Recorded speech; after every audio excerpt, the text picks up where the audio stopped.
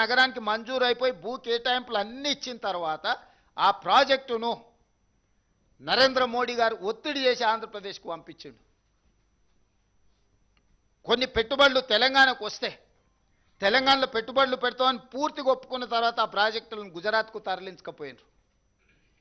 ఎక్కడైతే కేంద్ర ప్రభుత్వం తన విచక్షణ అధికారాన్ని ఉపయోగించి రాష్ట్రాలకు చేయాల్సిన పనులు, రైల్వే లైన్లు కానీ, నేషనల్ హైవేస్ కానీ, మెట్రో విస్తరణ కానీ, మూసీ నది లాంటి కీలకమైన ప్రాజెక్టులు కానీ, సాగునీటి ప్రాజెక్టుల్లో జాతీయ ప్రాజెక్టులు కానీ ఏ ఒక్కటి కూడా తెలంగాణ రాష్ట్రానికి ఇవ్వలేదు.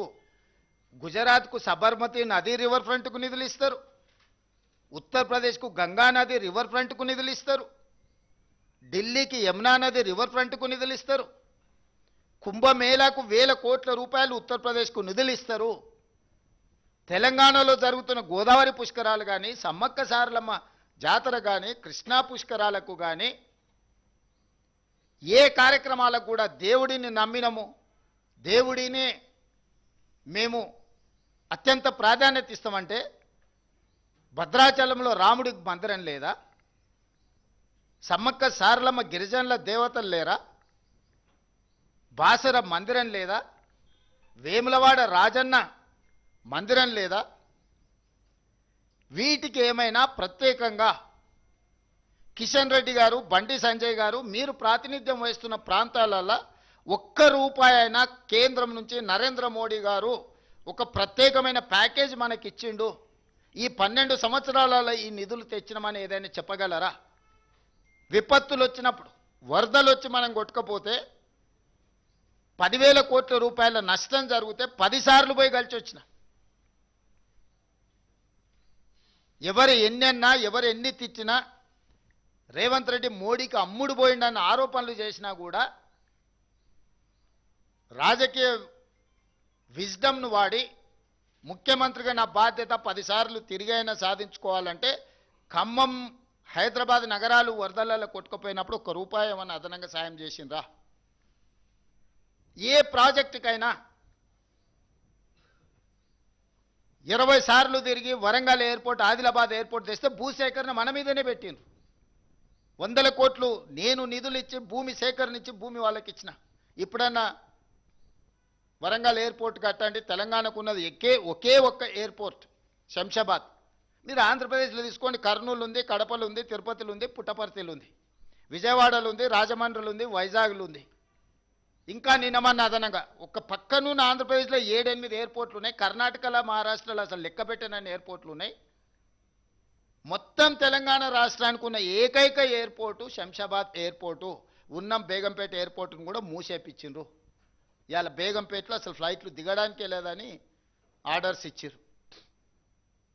ఇంత పెద్ద తెలంగాణ రాష్ట్రము ఇంత ఆదాయాన్ని కేంద్ర ప్రభుత్వానికి ఇస్తున్నప్పుడు కిషన్ రెడ్డి గారు, బండి సంజయ్ గారు 12 సంవత్సరాలల్లా మీరు ఒక్కసారైనా ఈ తెలంగాణ రాష్ట్రాన్ని అత్యంత వేగంగా అభివృద్ధి చేద్దాము, దీనికి మేము మోడీ దగ్గర నిధులు తెస్తామని మీరు ఏదైనా బాధ్యత తీసుకున్నారా?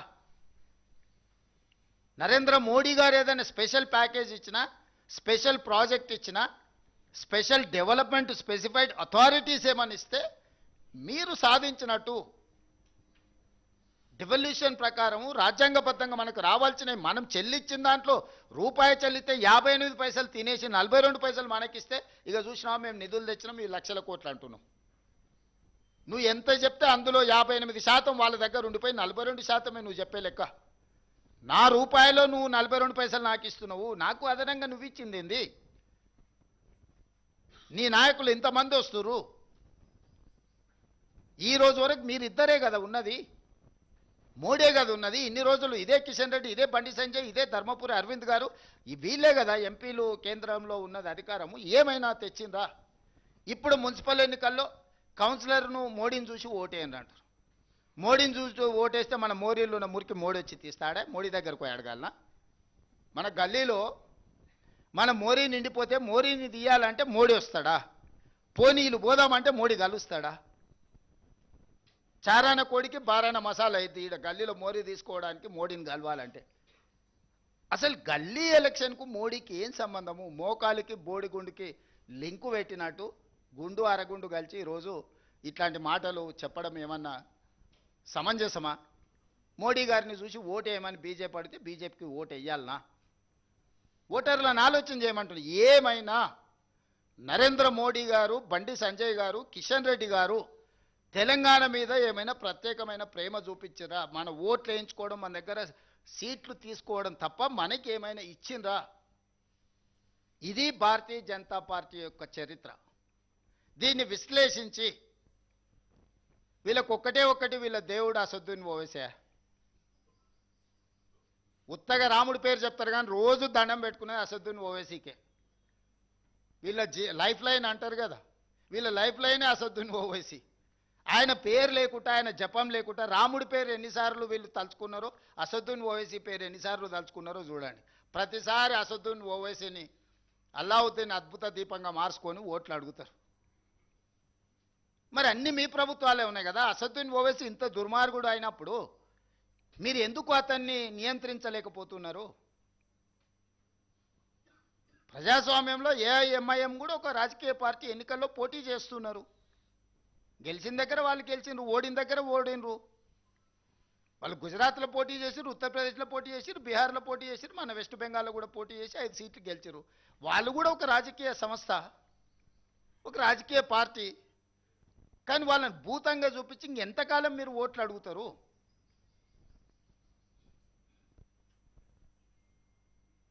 కాబట్టి కేవలం మత విద్వేషాలను రెచ్చగొట్టి కొన్ని రాజకీయ పార్టీల నాయకులను భూతంగా చూపించి రాజకీయ మనుగడ సాధించాలని ఆలోచన చేయడమే వాళ్ళ భావ దారిద్ర్యానికి పరాకాష్ట. ఈ భావ దారిద్ర్యాన్ని చూసి బీజేపీకి ఓటు వేయాలన్న తెలంగాణ ప్రజలు మీరు ఆలోచన చెయ్యండి. ఇక రెండవ పార్టీ బీఆర్ఎస్. 10 సంవత్సరాలు వాళ్ళే, పంచాయతీ మెంబర్ నుంచి పార్లమెంట్ వరకు వాళ్ళే ఉన్నారు, మున్సిపల్ కౌన్సిలర్ నుంచి ముఖ్యమంత్రి వరకు వాళ్ళే ఉన్నారు. 10 ఏళ్లలో వాళ్ళు లేని పదవి ఏదన్నా ఉందా? వాళ్ళ పార్టీ, వాళ్ళ కుటుంబం, వాళ్ళే కదా ఉన్నది. ముఖ్యమంత్రి కేసీఆర్, మున్సిపల్ శాఖ మంత్రి కేటీఆర్ గారు, వార్డు మెంబర్ నుంచి పంచాయతీ మెంబర్ నుంచి పార్లమెంట్ వరకు అందరూ. వాళ్ళ నుంచి గెలవకపోయినా అభివృద్ధి జరగాలంటే మా పార్టీలో చేరాలని ఉన్నోళ్ళందరినీ వాళ్ళే కలుపుకున్నారు. ఇప్పుడు 116 మున్సిపాలిటీలు, 7 మున్సిపల్ కార్పొరేషన్, నాకు తెలిసి 99% వాళ్ళ చేతుల్లో. ఎవ్వరు రెండో పార్టీ లేదు 2 సార్లు, ఇంక్లూడింగ్ గ్రేటర్ హైదరాబాద్.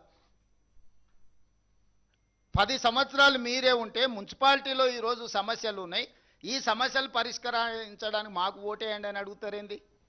అసలు ఇది ఎక్కడి విచిత్రం? ఎక్కడి విచిత్రం ఇది?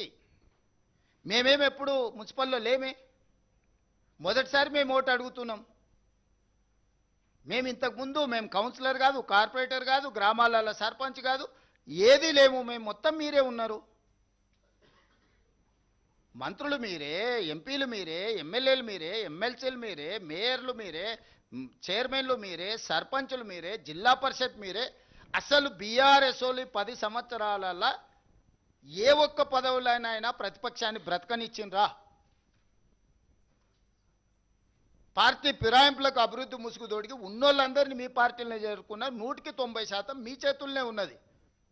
నిధులన్నీ మీ చేతుల్లోనే ఉన్నాయి, అధికారం అంతా మీదే ఉన్నది, పెత్తనం అంతా మీరే చెలాయించిండ్రు. ఇవాళ ఏ మున్సిపాలిటీల సమస్య ఉన్నా దానికి ప్రధానమైన కారణం బీఆర్ఎస్ కాదా? దానికి కేసీఆర్, కేటీఆర్, హరీష్ కాదా? ఎందుకంటే కీలమైన శాఖలన్నీ వీళ్ళ ముగ్గురు దగ్గరనే ఉన్నాయి కదా. మిగతా వాళ్ళందరూ వాళ్ళ చేతుల్లో కీలు బొమ్మలే కదా.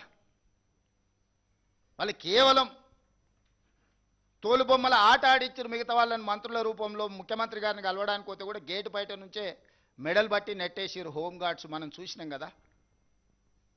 10 సంవత్సరాలు మీరే ఉండి మున్సిపల్ అయితే నిన్నటి వరకు మీరే. ఇప్పుడు లేటెస్ట్ ఎలక్షన్ జరుగుతుంది, ఇప్పుడు మళ్ళీ మాకు ఓటేయండి అని బీఆర్ఎస్ అడుగుతుంది. అసలు అంటే ఏ మాత్రం కూడా మొహమాటం కానీ, అసలు సమాజం ఏమనుకుంటుంది మనం ఇంత బరితెగించి మాట్లాడడం వల్ల? ఇది ఏమైనా సమాజం ఆమోదిస్తుంది?